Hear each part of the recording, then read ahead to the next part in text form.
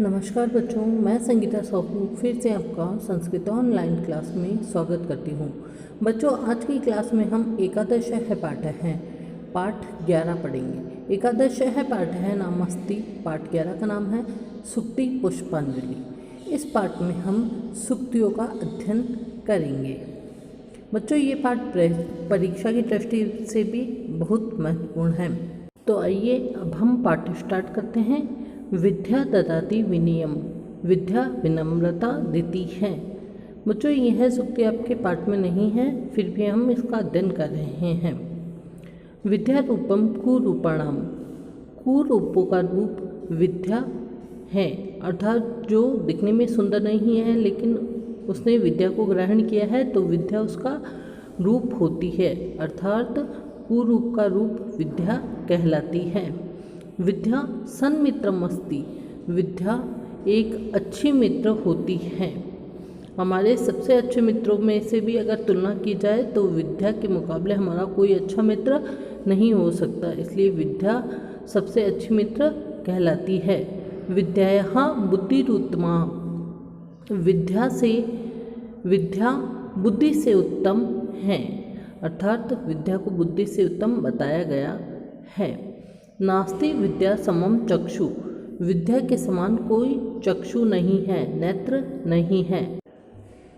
रीते ज्ञानात् मुक्ति, ज्ञान के बिना मुक्ति नहीं मिलती है, अर्थात हमें मुक्ति को प्राप्त करना है तो हमें ज्ञान को प्राप्त करना ही होगा, तभी हम मुक्ति प्राप्त कर सकते हैं।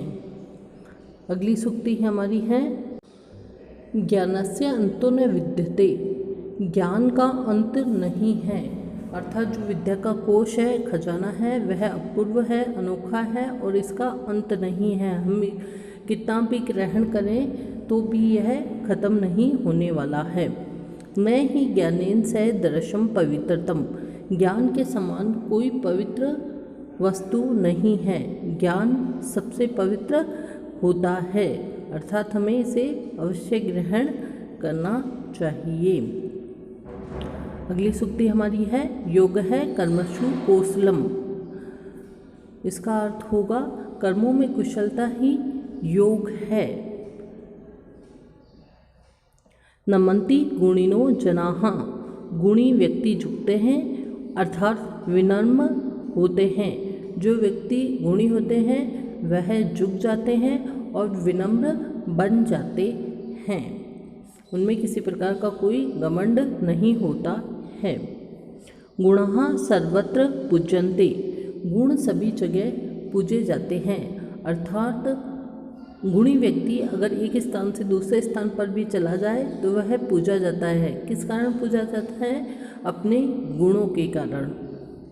गुणी गुणम वेति, गुणी गुण पहचानता है, अर्थात जो गुणवान व्यक्ति होता है वह ही गुणों की परख कर सकता है, दूसरा नहीं। अति सर्वत्र वर्जित, अति सभी जगह वर्जित होती है। अति यानी अधिक, किसी भी चीज़ में अधिकता सभी जगह मना होती है। संपत्ति विपक्तौ महता में एक रूपता, महापुरुष सुख और दुख में समान रहते हैं, अर्थात सुख आने पर भी उनमें ज़्यादा खुशी नहीं होती और दुख आने पर भी उन्हें ज़्यादा दुख नहीं होता, वह दोनों परिस्थितियों में समान रहते हैं। ठीक है बच्चों, आगे हम पढ़ते हैं अस्तो मां सद्गमय, हमें असत्य से सत्य की ओर ले चलो, अर्थात हमें असत्य का मार्ग छोड़कर सत्य के मार्ग पर चलना चाहिए, सही मार्ग का हमें अनुसरण करना चाहिए। शीलम ही विदुषाम, शालीनता ही विद्वानों का गुण है। ओके बच्चों, इस प्रकार हमारा यह चैप्टर कंप्लीट हुआ। हम इसके विशेष पॉइंट दिए गए हैं, उनका अध्ययन करते हैं। फल एवं गुण शब्द में इन प्रत्यय लग कर फलिन एवं गुणिन शब्द बनता है, जिसका अर्थ है फलयुक्त एवं गुणयुक्त। इन प्रत्यय में विशेषण शब्द बनते हैं। इन प्रत्यय से कौन से शब्द बनते हैं? विशेषण शब्द बनते हैं, जो संज्ञा के अनुरूप चलते हैं। जैसे जैसे संज्ञा चलती है वैसे ही विशेषण शब्द भी चलते हैं। दो की तुलना करने में जिससे तुलना की जाए उसमें पंचमी विभक्ति और तुलनात्मक शब्द में तरप प्रत्यय लगाया जाता है। जब दो व्यक्तियों की तुलना या दो वस्तुओं की तुलना की जाए तो वहाँ पर पंचमी विभक्ति का प्रयोग होता है और तरप प्रत्यय लगाया जाता है।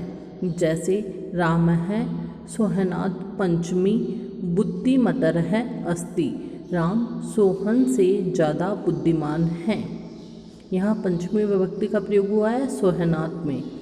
कविता सवितायाः बुद्धिमतरः अस्ति, यहाँ सवितायाः जो शब्द है उसमें पंचमी विभक्ति का प्रयोग किया गया है। कहने का अर्थ यह है कि जब भी दो वस्तुओं की, व्यक्तियों की या किन्हीं की भी दो की तुलना की जाएगी तो वहाँ पंचमी विभक्ति का ही प्रयोग किया जाएगा और तरप प्रत्यय का प्रयोग किया जाएगा। दो से अधिक की तुलना में जिनमें तुलना की जाए उनमें षष्ठी या सप्तमी विभक्ति का प्रयोग किया जाएगा। दो से अधिक की तुलना करेंगे तो षष्ठी या सप्तमी विभक्ति का प्रयोग किया जाएगा। और तुलनात्मक शब्द में तमप तम प्रत्यय लगता है। जैसे आकाशः छात्रेषु बुद्धिमतमः अस्ति, आकाश छात्रों में से बुद्धिमान है, सभी छात्रों में से बुद्धिमान है। ठीक है, तो यहाँ छात्रेषु शब्द में सप्तमी विभक्ति का प्रयोग किया गया है। श्यामः छात्राणां श्रेष्ठतमः अस्ति, श्याम सभी छात्रों में श्रेष्ठतम है। तो यहाँ षष्ठी विभक्ति का प्रयोग छात्राणाम शब्द में किया गया है। जब दो से अधिक में से किसी एक को विशेष बताया जाए या उसकी विशेषता बताई जाए तो वहाँ षष्ठी और सप्तमी विभक्ति का प्रयोग किया जाता है और तम प्रत्यय लगता है, तमप प्रत्यय लगता है। रीते के योग में पंचमी विभक्ति का प्रयोग किया। ठीक है बच्चों, इस प्रकार हमारा ये चैप्टर कंप्लीट हुआ और दोबारा इसको जरूर पढ़ना।